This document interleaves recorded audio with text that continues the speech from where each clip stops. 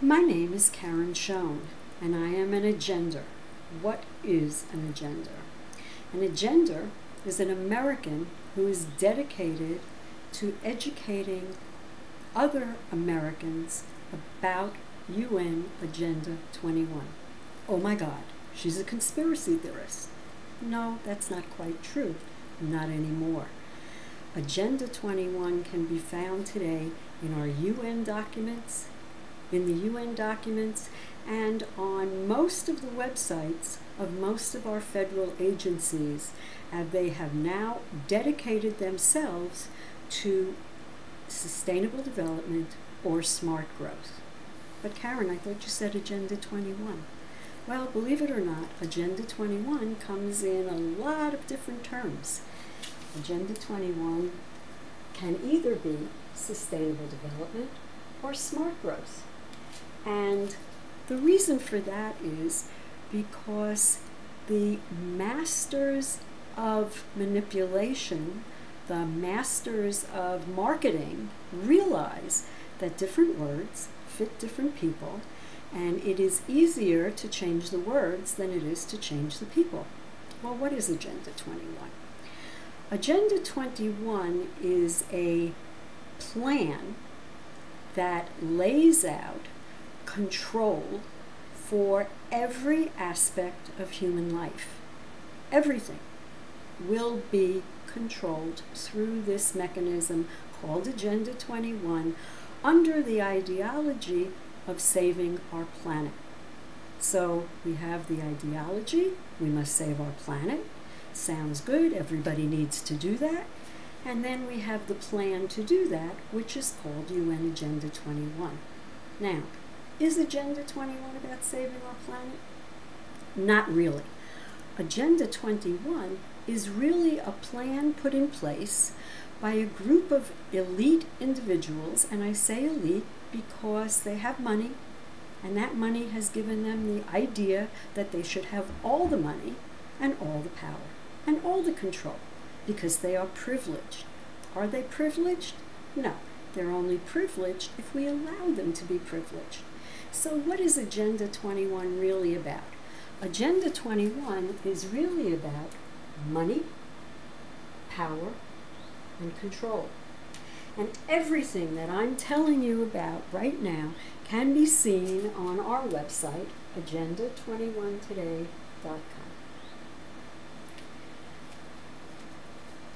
In the 1800s, in America, a group of people got together, wealthy people, from the English monarchy through the bankers of the world, and they decided that they should have all the money because they should have all the control of all the people.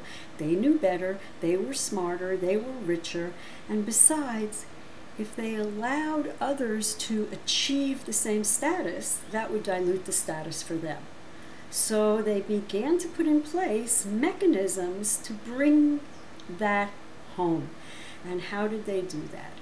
Well, in the early 1900s, in America, off of the coast of Georgia, is an island called Jekyll Island, and they met there under the cover of silence. A group of 7 families, the wealthiest ones in the world, the Rockefellers, the Rothschilds, the Carnegies, etc., and set out a plan to control the money, because they realized if you control the money, you control the people. So the first thing they had to do was control the money. And as a result of these meetings, they wrote the Federal Reserve Act and created the Federal Reserve Bank. Now, remember, words are important. The Federal Reserve Bank is neither federal, nor is it a reserve, nor is it a bank. It's a corporation with Federal Reserve Bank as their name. And that group of individuals is in the business of manipulating money. How does that work? Well, those are things that we will be discussing in the future. Right now, this is just an overview.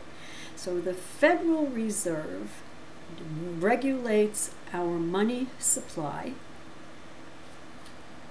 Once they accomplish that goal, they had to work on the next goal.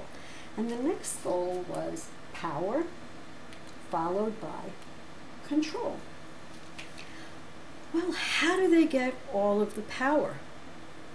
Strangely enough, power is a very unusual thing.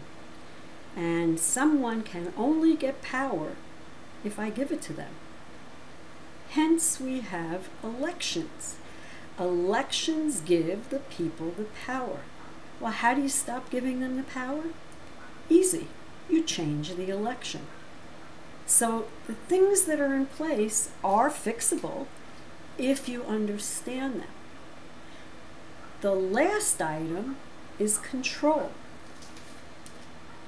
We all know that we have billions of people in the world. So how does a small group of people control a large group of people?